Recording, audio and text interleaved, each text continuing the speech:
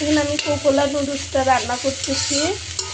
এখানে দিচ্ছি হচ্ছে প্রথমে নুডলসটাকে সিদ্ধ করছি, করে 1 প্যাকেট নুডলস সিদ্ধ করছি, করার পরে গাজর তো কুচি করে দিয়ে দিচ্ছি, চিকন চিকন করে স্লাইস করে।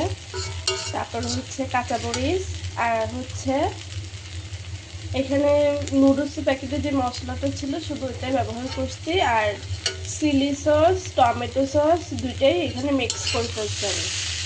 আর লবণ সস আর নুডলসের মশলা, আর হচ্ছে একটুখানি গাজর কুচি করে দিচ্ছি নুডলস সিদ্ধ করার সময়।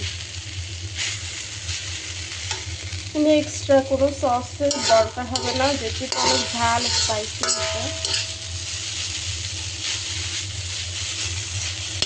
আর একটু হচ্ছে গোলমরিচের গুঁড়া দিচ্ছি যাতে একটু ঝাল ঝাল হয়।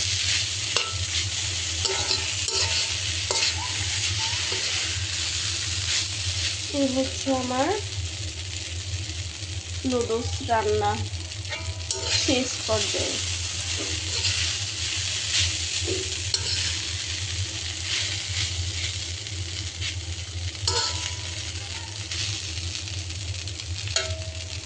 কোকোলা নুডলস ডিম দিয়ে, গাজর ডিম আর হচ্ছে সস দিয়ে সুন্দর করে রান্না করতে। আমার এমনি অন্যান্য নুডলসের চেয়ে আমার কাছে এটা ভালো লাগে। এখানে আবার চিংড়ি মাছও দেওয়া যায়, আবার চিকেনও দেওয়া যায়, কিন্তু এখন শর্টকাটের জন্য আমি ডিম দিয়ে করে ফেলছি।